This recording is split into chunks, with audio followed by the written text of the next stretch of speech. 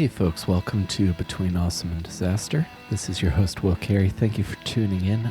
This is a special, little shorter bonus episode of the show this week because, as I'm sure you've heard me talking about on the show for several weeks now, me and my friend, comedian Sam Z, are going to be doing workshop shows of our one-man solo storytelling shows at Pete's Candy Store and Branded Saloon, both in Brooklyn. So I was talking to Sam, and I thought that we should, because Sam was an earlier guest on the show, like when I first started. I think he was like episode 7 or something like that. And I wanted to have him back on so we could talk about this specific project that we're working on. And it ended up being quite a nice chat. And if you listen to this and you're trying to build a show or just trying to get up on stage, I feel like there's some useful information here, and I hope if you guys are in the New York City area, you come out and see one of the shows. Again, February 15th will be at Branded Saloon. I will have links in the description.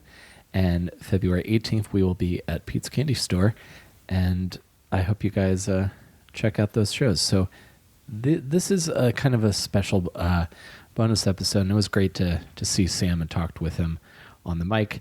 We hang out a bit off mic, just being humans, but it was good to chat with him again. So let's go to my chat with Sam Z.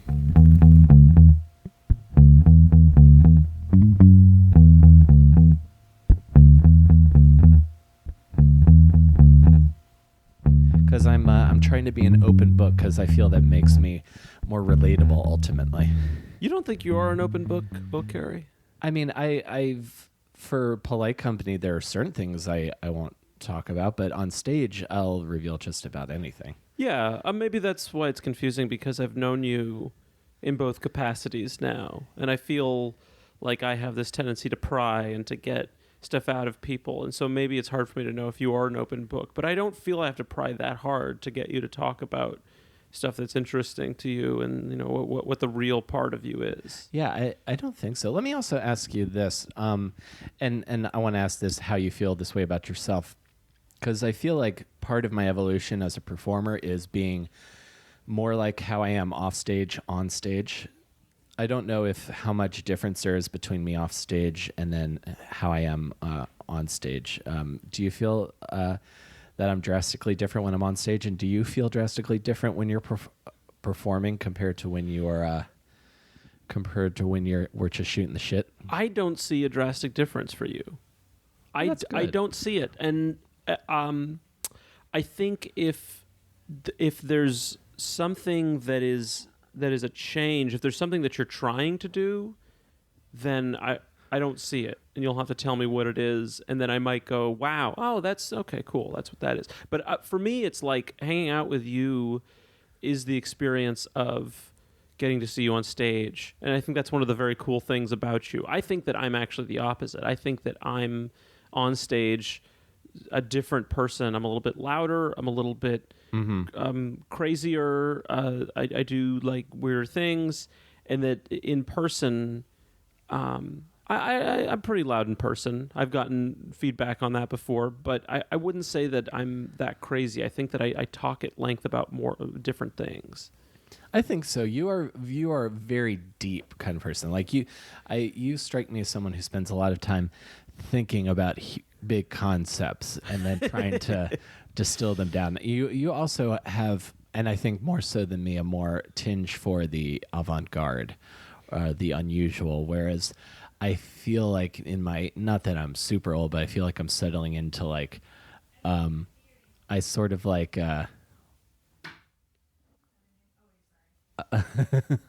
we will edit that later. 2 minutes and 36 seconds. Lovely fiance Chelsea. Yeah. No, she's great. She's wonderful. I'm curious what her theory is, but it's I do too. Deep thinker over here. Exactly. You were my like early guest. You were one of the few people that have been on the show. Episode 7, baby. Episode 7. So you were like one of the few people that podcasted in the old apartment and in the current apartment. And oh, how the times have changed, but also not too much. I'm still me. You are still 100% you. You were still 100% you. You just have a much nicer place now. Yes. You know, I just like so many of the stories in my storytelling show, to kind of segue, I just kind of stumble into so much. I'm just sort of like, I view myself almost as like a modern. I sometimes look at the experiences I've had and the things that I've been through, and I think that I'm just like a younger Mr. Magoo. Younger. Are you blind as well? Maybe my third eye, but okay, my regular eyes are blind. Yeah.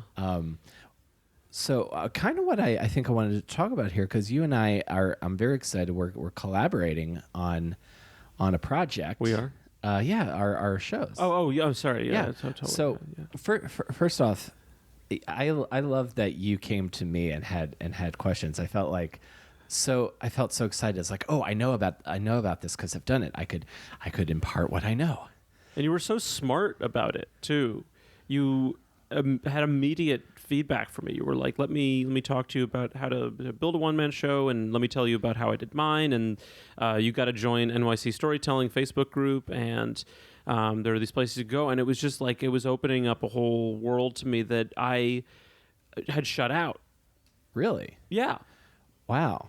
Yeah. So you were aware of this community, but were like not focused on it? I was totally aware of it, but I think that I do have the tendency to like shut things out because I have a tendency to get distracted by things, and so if I give myself too many options, then I'm not going to get anything done. And gotcha. I know that just for myself, that if I say to myself, I'll be a storyteller, I'll be a comedian, I'll be a writer, I'll be whatever, then I'm not going to do any of it. So it was very much in that moment where I texted you. I think the initial one, I think what I texted you was, can you play blues guitar? Let's do a two-man show. Yes. And that has not persisted, that idea, but the sort of the collaboration is still part there. And I definitely was like, I had this idea of this thing that I wanted to do, and I was like, who can help me with this idea? And you were the first person that came to mind. I mean, I'd seen your show a couple of times, and I'd seen it through thick and thin, and I really believe in it. And I was like, I wonder if he still wants to do more of it, and maybe if not, then like he wants to do something else. I just wasn't sure. Well, my ultimate goal is that this becomes my hour special. Okay, is what I want it to be.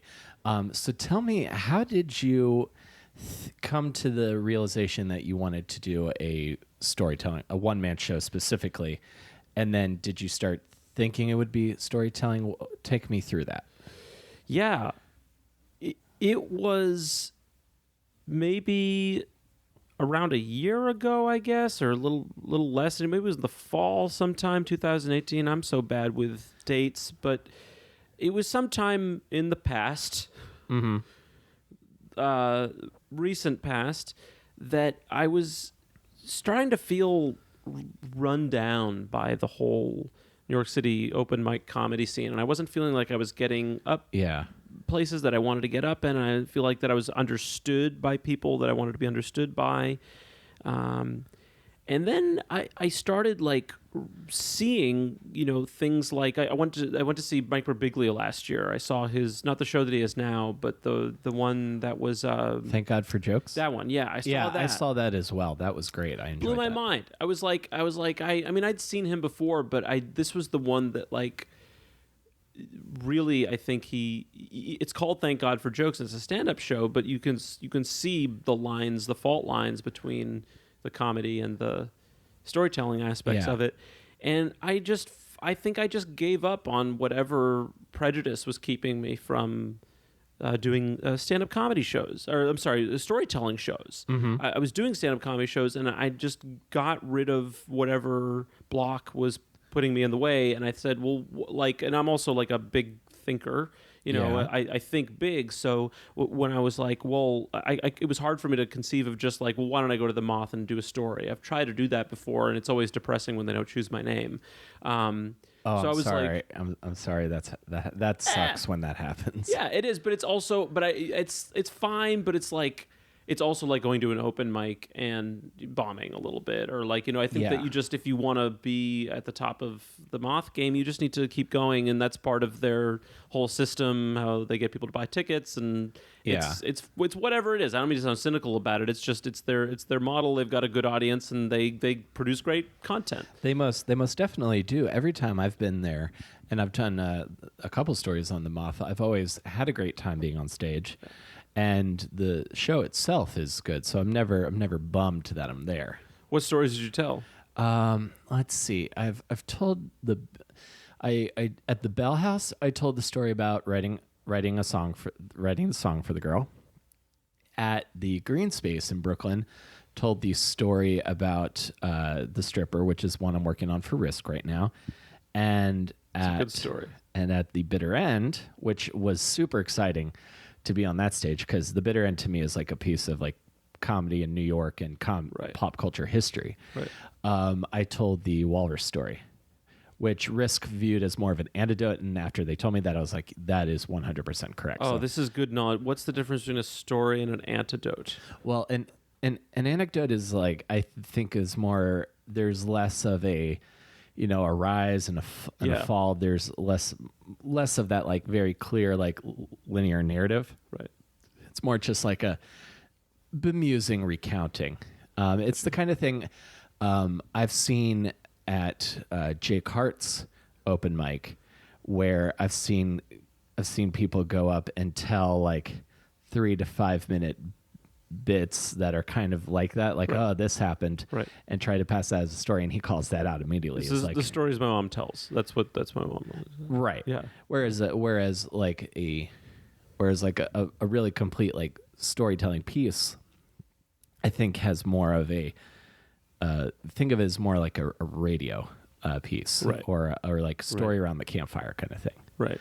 Like I'm going to capture your imagination here. I'm going to grip you and pull you in and make you feel something about this. Exactly. And the descriptions like really help paint the picture of the visuals in your head. And there's a very clear beginning, there's a clear middle and a clear end, and you're changed by the end. Right. And I think there's nothing wrong with anecdotes. You told the Walrus story at my birthday party, if I remember correctly. Yes, I did. That was the one I originally thought they might go for. And then I sent them another one, and there was like sex and risque stuff. And that's kind of what Risk's strong point is. Right. So that's kind of what they wanted to develop more. But I also started realizing, and we've had a little bit of back and forth about this, is that my favorite stand-up comedians, like the guys and girls that are like national headliners, do long form and story-based bit material. For sure. Like Bert Kreischer's Machine Story. Absolutely. The whole Comedy Central This Is Not Happening show. I love that's a thing. Right. And I started to see that more as not only did I feel like there was longevity to the material in a way that topical and set up punchline jokes don't have, I thought that there's a more timeless quality to it, a more unique quality to it, and that it's very hard for someone to live the exact same life as me. I think, and there's a reason for that. I think that you can be the most talented one-liner comedian, like Stephen Wright, maybe the most famous one-liner comedian. Mm-hmm. Not to say that he doesn't tell stories, and I'm a huge Stephen Wright fan. I'm not sure I feel like I get him at all. I'm not sure as if I feel like I'm close to him in any way. Whereas Mike Birbiglia, there's a piece of him that I have, and I sort of, I think his audience is going to go to bat for him in maybe a different way. I'm like in awe of the majesty of Stephen Wright's ability to just monotonize his way through an entire set, and you're still kind of gripped by it. And then sometimes he does go into a story, but most of the time that it's BS. Mm-hmm. But what I think I decided is that I'm not excellent at writing one-liner jokes. Uh-huh. And B, that if I really wanted to, find that closeness and start to find people who want to think on the same page as me and to feel close to what I'm doing and to get me a little bit more as a person, then I was going to have to start getting into the long form storytelling. Yeah. I definitely think it's a way that you can there's definitely a more intimate connection that is drawn from that, especially especially if you're doing stuff on the radio or on podcasts. But again, I also think like the live show where you like someone really, really opens up. There's something, and that could remind someone in your audience of something else completely different. But at that moment, you're together, and that's what I really found out about. And I started having people come up to me after doing these storytelling open mics, going like, "Oh my God, that was amazing! Did that happen?" And then going, "Yeah," and it's like, "Holy shit!" Right. So what?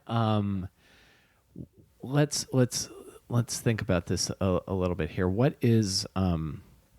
Tell me a little bit about the show we're developing. I know I'm going to see it, and by the time this airs, I probably will have seen one pass at it. So we'll be going on to our second and third passes.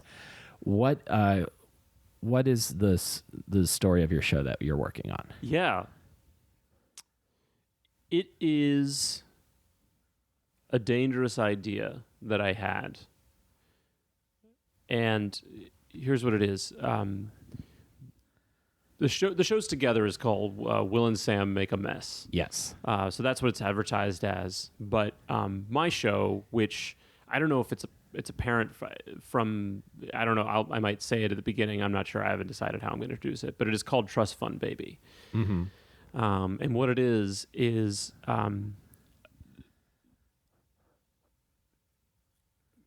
speaking honestly and openly about something that I think I'm very embarrassed to talk about, which is that I was born with a very small-sized trust fund. Mm-hmm. And that over the course of my teens, late teens, and my 20s, proceeded to blow all of it. Uh-huh. And you want to think like, oh, what? Cars, hookers, drugs, gambling? No, nothing exciting like that. I went to Shakespeare camp. Like that was like the most exciting thing that I did with it. I took a clown class. Like I paid for rent. And the goal in this is to sort of reverse the stigma, at least that I have, against myself for having been born with this very tiny silver spoon in my mouth. Yeah.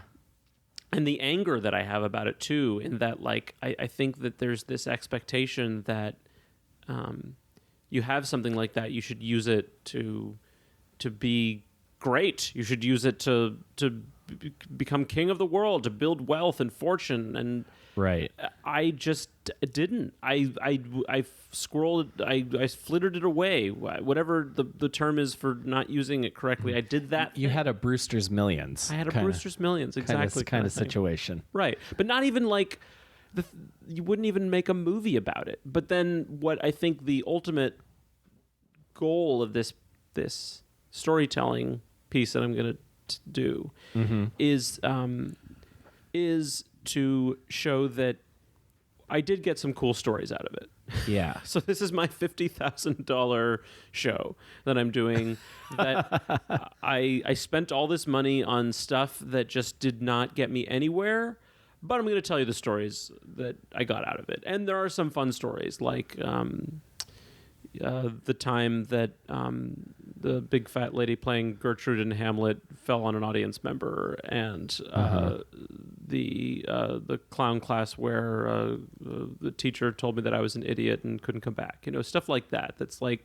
That's happened to me, but I haven't been able to like really piece together because it does embarrass me a little bit. And it's weird to know that this stuff embarrasses me, but it does embarrass me because I do think that I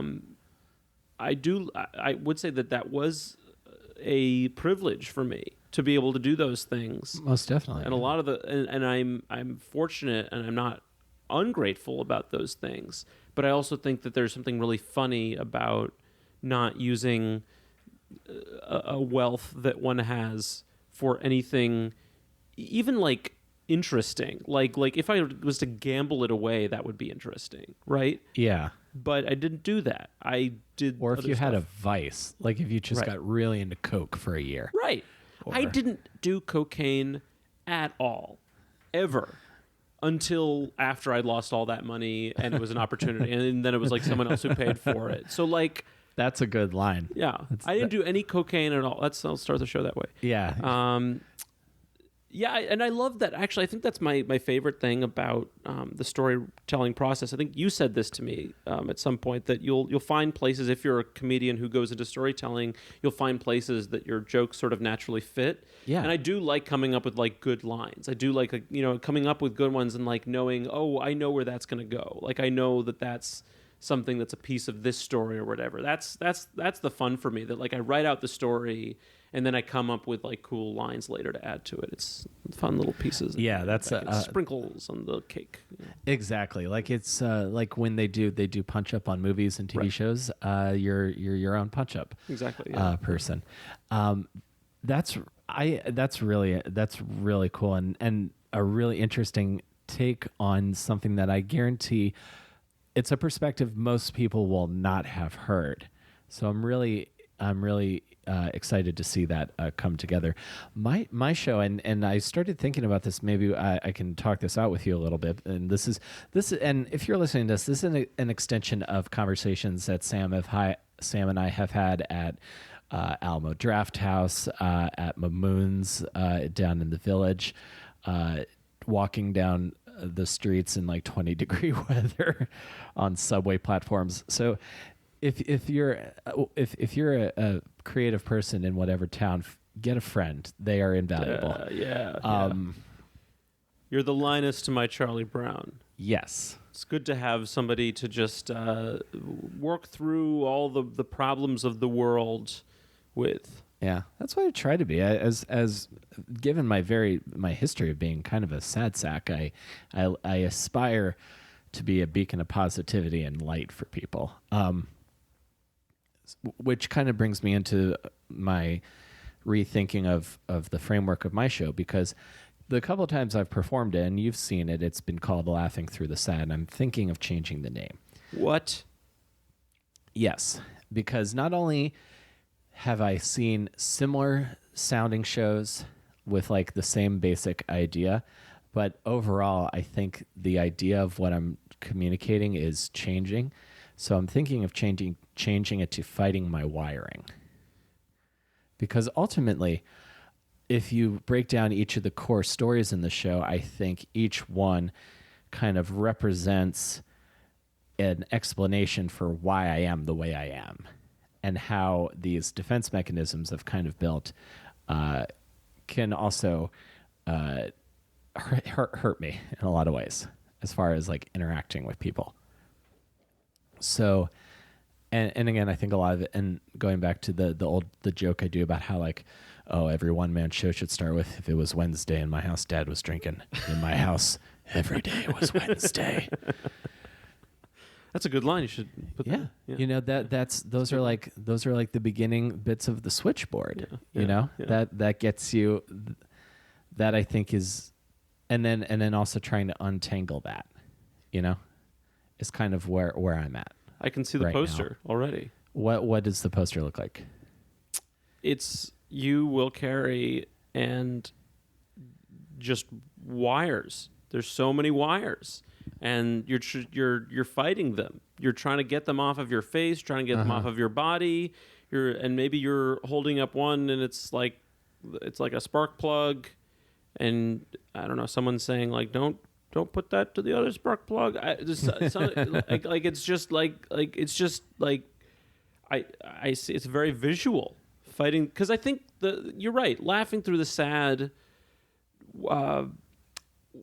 worked for a little while, but now this is it's a different show in what the show is, and it's much more of a visual thing. It's much more of a psychological thing. It's much more of an intellectual thing. And I think that also people don't need to prepare to laugh, because they're going to laugh. Yeah. I think that there was a point in time when maybe you chose that you were thinking, well, I've got to tell people that this is going to be a funny show as well. Mm-hmm. But I don't think people need to know that. I mean, people will go to see something now, and I think they're more open-minded. They'll go to see a storytelling show and be like, well, but that was really funny. I don't think they care so much. Maybe they do care. I don't know. I'm speaking as if I've been in storytelling since the 1940s, but I don't think people, from what I've talked to anyway, people are they want to see a good show. Yeah. They don't so much care if it's stand-up or storytelling or whatever. They just want to go have a good experience. That's what I'm thinking, and what have been calling it, and I call it that. I don't call it a one-man show. I call it a solo storytelling show, because that is essentially what it is. I think that's and as I think the greater consciousness of comedy becomes aware of categorizing storytelling as its own thing, I think that will become easier for people to wrap their heads around. Because right now, and I think any kind of like person on a stage speaking into a microphone gets put into the category of comedy, which is why I think people got so mad at Nanette, because that's what the show was. Someone speaking on stage into a microphone, but it wasn't set up punchline. It was very much a theatrical storytelling experience, in my opinion, at least. I actually really love that about it, and I actually love that. From what I've heard, this is the story that I heard. Tell me if you heard something different, but that Hannah Gadsby had made her career as a comedian, and this was going to be a comedy show, and then she just decided that's not what she wanted to do, and so she rewrote the whole thing. And so the people in that room are there for a comedy show, and they're just watching her do. It's funny, but long stretches of serious and deep and interesting and intellectual. And that to me is punk rock. That to me is like Andy Kaufman. That to me is like, playing with the world and all the kind of stuff that I think that artists should do. Like you should subvert people's expectations. And anybody who gets angry at her for doing that, I think is just part of the joke. They're on the wrong side of the joke, to me. The other thing I had heard, and I heard Tim Dillon talking on the Birdcast about this. He said that Robert Kelly said to him that was going to be her last special. She was going to quit performing after that. So thinking about it like that, thinking about that to her, that was that this is going to be the last thing I put out there. How free must you feel? How absolutely how absent of a filter would you have? Absolutely. If you didn't have to think about irritating anybody or how many people watch it. Stuff it's like the 24 hours after getting fired. Like the best 24 hours of my life that I've had. Oh yeah. Ever. The 24 hour, like the best days I will ever have is the 24 hours after getting fired, because nothing matters, and you like the fear of what's going to come next hasn't quite set in. Yeah. And you're just like, I'm done with those assholes, and you're on. And then the next 24 hours after that are then the worst 24 hours but that's that same sort of freedom of I don't have to do this anymore. Like I can just go on stage, I can do whatever I want. Yeah. Yeah, totally. It's punk rock. I mean, that's what I think the ideal of punk rock is supposed to be. It's about just being able to go and do whatever you want and not worry about whether society or the commerce, your family is going to like it. It doesn't matter. It doesn't matter at all. You just do it. You just do the thing. And I think that's a large part. Actually, you say Hannah Gadsby, but I think that actually that was a large part of what got me interested in doing this. Is I saw that and I thought, this is amazing. This is truly something different. And I want to do something different too. Maybe I just need to do some storytelling. And the way to do that is to just do the full 20 minutes, half hour set that I think that I have in me right now, and then see what happens with it. Yeah. That's how I started. I knew I had, basically when I did my first show of this performance of the show at QED, I guess it's like 2 or 3 years ago now. At this point, I've been working on this thing. I I basically went, how many different stories have I told at the dump? How long do I have at the dump? Okay, so that's about how much time I have. And now I'm going to fill in that spot. And I was editing on stage, and the first time I did it, it was a mess. And working and also working with my friend Havla, who she's great. She's wonderful. She's been a great influence as far as helping shape it. Sure. So I'll definitely be recording these 3 shows and then sending them to her. And I'm eager. I'm excited that I'm a part of your creative process. Well, thank you all. Yeah. Because it's good to have someone witness it. It's important. Absolutely, man. Yeah. Because we're these 3, maybe you're doing the 20 minutes and I'm doing the hour, but eventually it's gonna be like, Will, I need a little more time. Can you more time? Can you give me some more? Can you do the 20 minutes this time? And I'll be like, yeah. I'm looking forward to that moment. Yeah. Good. It's gonna be great, man. You're gonna be a proud daddy. Make you proud. Yeah, I'm looking forward to it, man. And doing these with someone is also helpful as well until these submissions that I send out start coming back. So looking forward to it, man. Oh, it's a total pleasure. Awesome. Can't wait. Yeah, it's gonna be great. So if you're listening to this, I'm probably gonna put it out next week. So if you're listening to this February 15th, Sam and I are at Branded Saloon in Prospect Heights. February 18th, we're at Pete's Candy Store in Williamsburg. Will and Sam make a mess. We make a mess. Yes, Pete's Candy Store, first place I ever did comedy in New York City. No kidding. So it'll be a homecoming for me. Oh, great. Make sure everybody knows that. Yeah, well, they know it now. Thanks, Sam. Thanks, Will.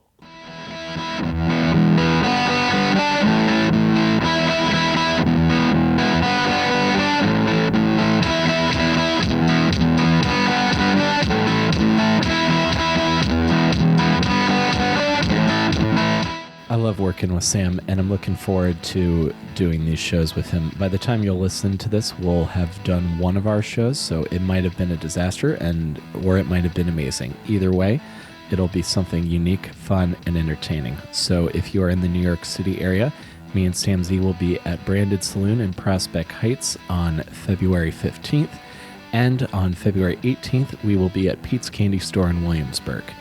Heading back to Williamsburg, the first place I ever did comedy before I lived in New York City was a show at Pete's Candy Store. So it'll be a fun, full circle evening for me. So thank you guys again for listening.